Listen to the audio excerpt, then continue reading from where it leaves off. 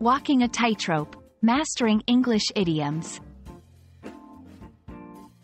Hello, everyone. Welcome back to our channel, where we make English learning easy and fun.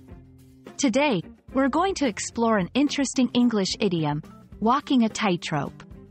This phrase is not only colorful but also packed with meaning, and understanding it can really enrich your English skills.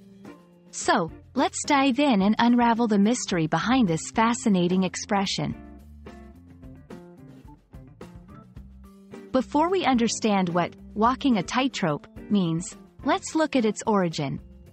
A tightrope is a tightly stretched rope or wire on which acrobats perform high above the ground.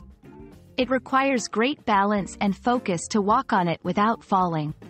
This physical act has become a metaphor in English, representing a situation requiring careful balance.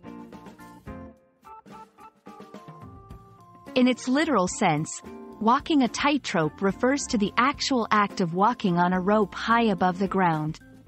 However, we often use it figuratively to describe a situation where someone must navigate a very delicate or tricky scenario, balancing different factors to avoid problems. It implies a sense of risk and the need for careful judgment. Now, let's see how to use this idiom in everyday conversation.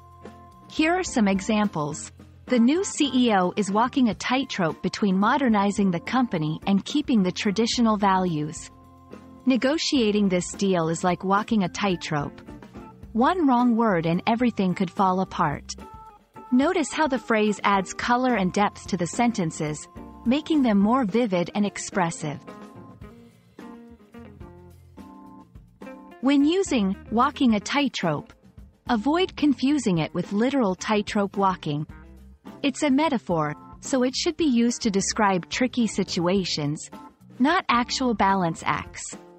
Also, ensure that the context involves balancing conflicting elements or navigating a risky situation. There are other variations of this idiom that convey similar meanings, such as treading a fine line or balancing on a knife edge. These can be used interchangeably, depending on the context and your preference for expression. And that's a wrap on walking a tightrope. We hope this video has made this English idiom clearer and more accessible to you. Remember, language is not just about words. It's about the images and ideas they convey. Happy learning, and see you in our next video.